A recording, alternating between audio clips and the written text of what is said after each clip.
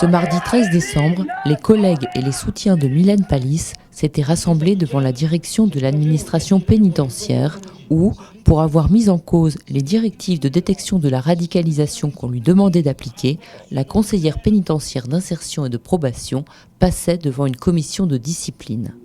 Pour son collègue Samuel Azé, les faits reprochés à la syndicaliste relèvent d'une atteinte à la liberté d'expression et au devoir d'alerte. Nous, on est là dans l'accompagnement des personnes, dans l'accompagnement, dans le contrôle de leur évolution, de leur insertion de manière générale. Et ce qui est sûr et certain, c'est que ça demande à travailler en confiance avec la personne, ça demande un positionnement en particulier, qui est le positionnement d'un travailleur social, qui est en complète contradiction avec celui d'agent du renseignement. C'est tout simple, ça paraît même idiot de le dire, mais agent du renseignement et travailleur social, ce sont deux métiers différents. Et bien, pourtant, pour l'administration, les choses ne sont pas si claires que ça. C'est ce qu'a voulu démontrer Mylène en intervenant, en tout cas en étant interviewée dans le journal. C'est aussi simple que ça. Donc si pour ça, en disant ça, aujourd'hui, on est criminalisé, on est poursuivi, je pense qu'il va falloir poursuivre beaucoup de personnes.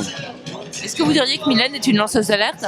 Bien sûr. Et d'ailleurs, Mylène effectivement est une lanceuse d'alerte et c'est d'ailleurs assez intéressant de voir là aussi le paradoxe complet où les débats autour de cette question viseraient justement à peut-être les protéger, à peut-être leur donner les moyens de s'exprimer parce que c'est des gens qui travaillent dans un but altruiste, dans un but d'intérêt général. Et pour le coup là, la démonstration politique qui nous est donnée à voir, c'est l'inverse de cette volonté. Donc c'est vraiment extrêmement paradoxal. Une décision éminemment politique, comme le souligne Céline Vergetti, secrétaire confédérale de la CGT, et Éric Coquerel, secrétaire national du PG.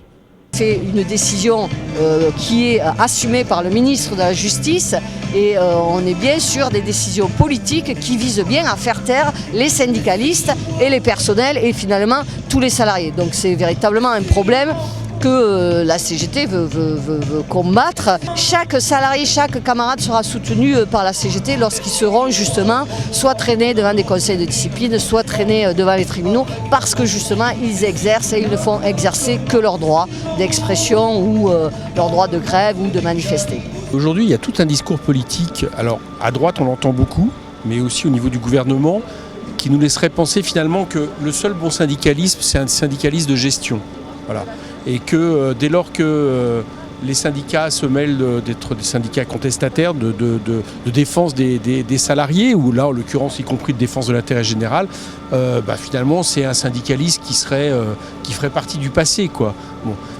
Donc c'est pas hasard qu'il y ait ce discours et qu'en même temps, depuis maintenant plusieurs mois, on pourchasse les syndicalistes, que ce soit au moment de la mobilisation sur la loi El Khomri, que ce soit plus encore dans la réalité malheureusement des entreprises. Je crois qu'on en est aujourd'hui à plus de 40 procès contre des militants CGTistes notamment. Il n'y a pas que la CGT, mais on doit le constater. Donc oui, je pense que c'est éminemment politique. Ça fait partie... vous savez, quand on veut imposer une politique libérale, une politique d'austérité et que ce n'est pas populaire, eh bien on prend des mesures liberticides. Et les premières mesures liberticides, dans tout régime de ce type, c'est contre les syndicats. Voilà, je trouve que c'est particulièrement inquiétant. À sa sortie, après plusieurs heures sur le grill, Mylène Paliss paraissait très émue. Après délibéré, le conseil de discipline a proposé contre elle une suspension de 7 jours avec sursis. Sarah Silva Descas, l'une des élues CGT qui assurait sa défense, voit dans cet épisode un premier pas vers une relaxe. Ça a été très long, très dur. On sentait que l'administration était là pour taper fort. Et on a semé le trouble. Nous, c'est ce qu'on considère. C'est-à-dire qu'on a semé le trouble, on a semé le doute. Le contradictoire a joué à plein tube, c'est-à-dire qu'on a avancé un certain nombre d'arguments pour faire reculer l'administration. On avait bien préparé, on était 2 défenseurs de la CGT, insertion et probation, et un avocat. Et on a dû pied à pied faire reculer les arguments, puisque l'administration, à chaque fois, allait sur des arguments qui n'étaient pas justes, qui allaient trop loin. On lui reproche des choses qui finalement ne sont pas dans la prévention. Et il a fallu vraiment démonter l'argumentation de l'administration. Donc ça a été dur pour Mylène et ça a été dur aussi pour la CGT, mais à notre sens, on a fait reculer d'une certaine manière l'administration aujourd'hui. Nous, ce qu'on souhaitait, c'est qu'il n'y ait pas de sanction puisqu'on est sur une atteinte à la liberté syndicale. Maintenant, on considère que c'est un premier pas, un premier recul de l'administration et que ça, c'est grâce à la CGT qu'on a pu l'obtenir puisque c'est une sanction avec sursis qui reste symbolique. Quelle est la suite du combat maintenant? Alors la suite du combat est encore devant nous parce que le ministère de la Justice a 1 mois pour soit valider la sanction qui a été prise aujourd'hui, soit valider la sanction, soit l'infirmer, c'est-à-dire considérer qu'il n'y a pas de sanction qui doit s'appliquer, ou la transformer de moins fort ou plus fort.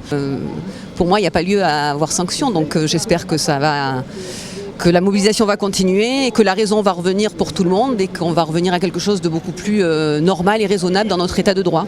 Ouais, tous ensemble, ouais. On est tous et toutes des Mylènes, on est toutes et tous des Mylènes, on est toutes